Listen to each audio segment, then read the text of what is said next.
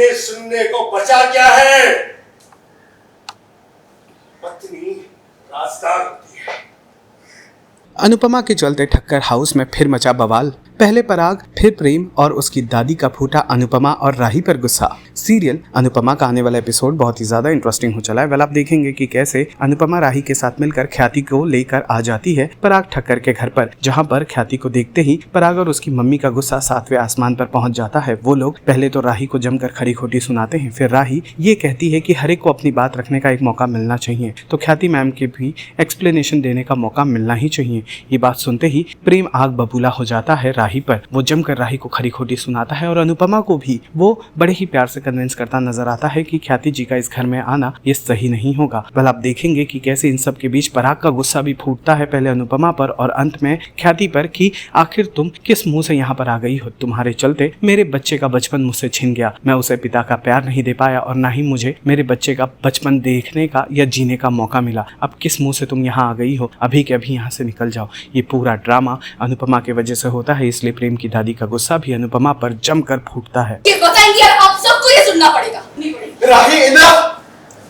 हम श्योर तुम्हें इन्होंने कोई मनगढ़ंत कहानी सुनाई होगी। वो फेयर था या नहीं था वो हम तभी डिसाइड कर पाएंगे जब हम इनकी पूरी बात सुन लेंगे। इन्होंने जो किया वो गलत है। इसमें कोई रीजनिंग, कोई सफाई, कुछ जस्टिफाई नहीं हो सकती। ओके फाइन, तुम्हारी नजर में मां मुजरिम है, तो मुजरिम को भी अपनी सफाई देने का मौका मिलता है, तो इन्हें क्यों नहीं मिलेगा वो मौका? कौन से मौके की बात कर रहे हो? बस घर में आग लगी हुई और उसे बुझाने के बजाय तुम लोग और उसमें तेल डाल रहे हो। क्या क्या लगा रखा है? बात करो, झगड़ा नहीं। प्रेम, समझ में बेटा।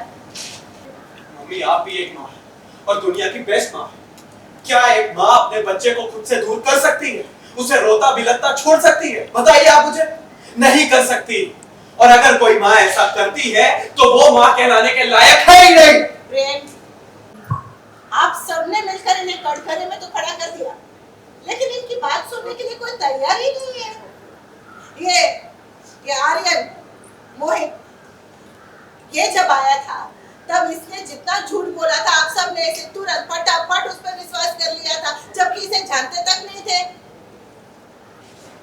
उसके बाद गुस्सा करना है, झगड़ा करना है, सवाल करना है, शिकायत करनी है, जो करना है कीजिए, सजा देनी है वो भी दे दीजिए, लेकिन एक बार उनकी बात सुन लीजिए। इस औरत की वजह से मेरा छोटा बेटा मेरे बड़े बेटे का दुश्मन बन गया। मैं अपने ही बेटे को जेल जाने पर, मैं उसे भेजने पर उतारू हो गया था। ये औरत सब कुछ जानती थी, लेकिन इसने मुझे सच नहीं बताया। अपने ही बेटे को जेल से छुड़वाने की कोशिश तक नहीं की। इस औरत की वजह से मैं अपने छोटे बेटे का बचपन नहीं जी पाया।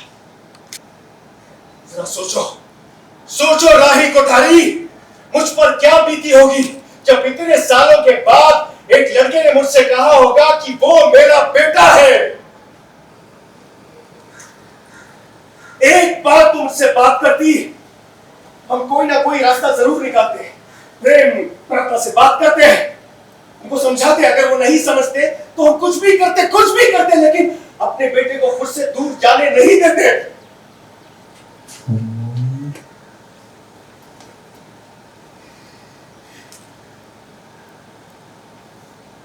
जैसे आपकी वजह से मेरी मां मर गई थी, वैसे ही आपका बेटा आपसे दूर हो गया था।